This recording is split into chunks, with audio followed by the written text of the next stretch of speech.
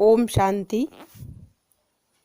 आज हम जानेंगे गणगौर व्रत कब है और इसकी पूजा कैसे की जाती है और साथ में व्रत की कथा भी सुनेंगे। गणगौर व्रत 2022 में 18 मार्च से शुरू होकर 4 अप्रैल तक 15 दिनों तक चलेगा। इस दिन भगवान शंकर ने अपनी अर्धांगिनी पार्वती को तथा पार्वती ने तमाम स्त्रियों को सौभाग्य का वर दिया था। साल 2022 में गणगौर 4 अप्रैल 2022 को सोमवार को मनाई जाएगी। गणगौर तीज का महत्व। धार्मिक मान्यता के अनुसार गणगौर तृतीया या तीज का व्रत करने से माता गौरी सौभाग्यवती होने का वर देती हैं। इसलिए इस दिन को सौभाग्य तीज के नाम से भी जाना जाता है। सुहागिनें माता गौरी की पूजा करके गणगौर के गीत गाती हैं।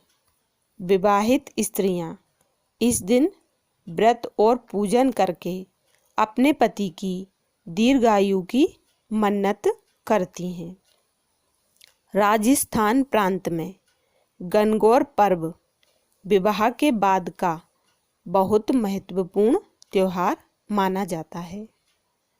पर्व चैत्र मास में शुक्ल पक्ष की प्रतिपदा से शुरू हो जाता है और चैत्र माह की शुक्ल तृतीया तक चलता है। नवविवाहित स्त्रियां प्रतिपदा से तृतीया तक तीनों दिन गणगौर माता की पूजा करती हैं और इन पर हल्दी एवं कुमकुम लगाती हैं। अब हम जानेंगे पूजा विधि। तो पहले इन पर हल्दी कुमकुम लगाएं, फिर माता गौरी को सिंदूर अक्षत पुष्प अर्पित करके थोड़ा सा सिंदूर अपने माथे पर लगाएं। इसके बाद माता गौरी और भगवान शिव को फल मिष्ठान आदि चीज़ों का भोग अर्पित करें। एक कागज़ लेकर उसके ऊपर 16 मेहंदी 16 कुमकुम और 16 काजल की बिंदी लगाएं और माता को अर्पित कर दें।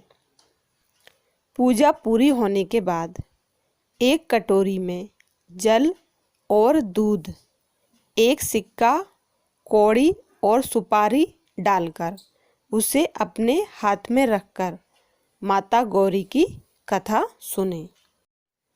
इस दिन को भगवान शिव और देवी पार्वती के प्रेम और विवाह दिवस के रूप में मनाया जाता है। अलगाव के कई दिन और महीनों के बाद देवी पार्वती भगवान शिव के साथ फिर से आए थे। विवाहित महिलाएं पति की लंबी उम्र और वैवाहिक खुशी के लिए माँ गौरा से प्रार्थना करती हैं, जबकि अविवाहित युवतियाँ आदर्श जीवन साथी के लिए प्रार्थना करती हैं। एक बार महादेव पार्वती वन में गए। चलते चलते गहरे वन में पहुंच गए तो पार्वती जी ने कहा, भगवान मुझे प्यास लगी है। महादेव ने कहा, देवी देखो उस तरफ पक्षी उड़ रहे हैं, वहाँ जरूर पानी होगा। पार्वती जी वहाँ गई। वहाँ एक नदी बह रही थी। पार्वती ने पानी की अंजलि भरी तो दूब का गुच्छा आया और दूसरी बार अंजलि भरी तो टेसू के फूल। तीसरी बार अंजलि भरने पर ढोकला नामक फल आया। इस बात से पार्वती जी के मन में कई तरह के विचार उठे, पर उनकी समझ में कुछ नहीं आया। महादेव जी ने बताया कि आज चैत्र माह की तीज है। सारी महिलाएं अपने सुहाग के लिए गौरी उत्सव करती हैं। गौरी जी को चढ़ाए हुए धूप, फूल और अन्य सामग्री नदी में बहकर आ रहे हैं। पार्वती जी ने महादेव जी से विनती की कि हे स्वामी, 2 दिन के लिए आप मेरे माता पिता का नगर बनवा दें, जिससे सारी स्त्रियां यहीं आकर गणगौर की व्रत उत्सव को करें और मैं खुद ही उनको सुहाग बढ़ाने वाला आशीर्वाद दूं। महादेव जी ने अपनी शक्ति से ऐसा ही किया। थोड़ी देर में स्त्रियों का झुंड आया तो पार्वती जी को चिंता हुई और महादेव जी के पास जाकर कहने लगी, प्रभु, मैं तो पहले ही वरदान दे चुकी, अब आप दया करके इन स्त्रियों को अपनी तरफ से सौभाग्य का वरदान दें।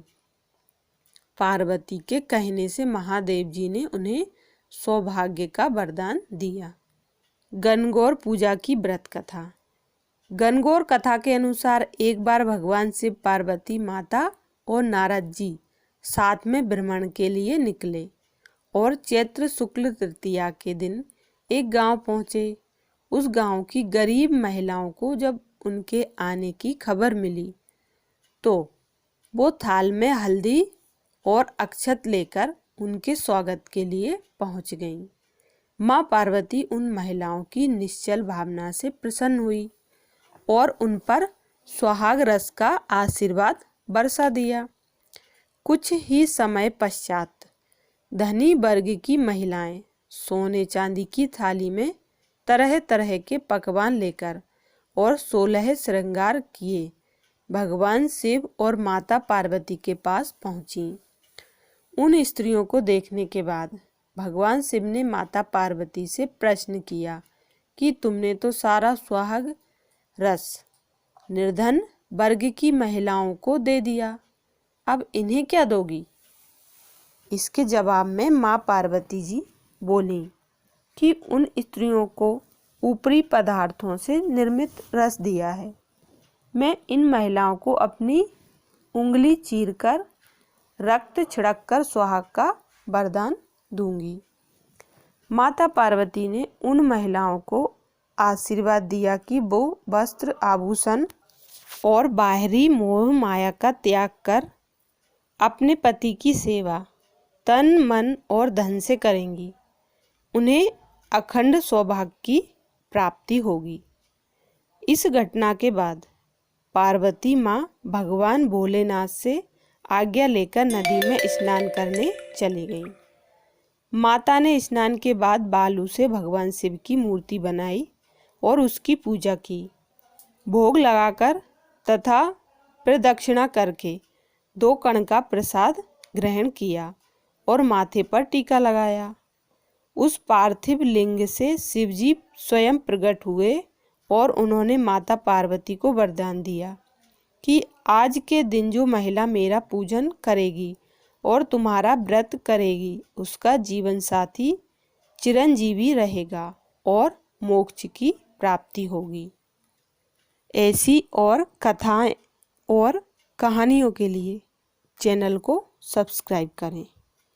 ओम शांति।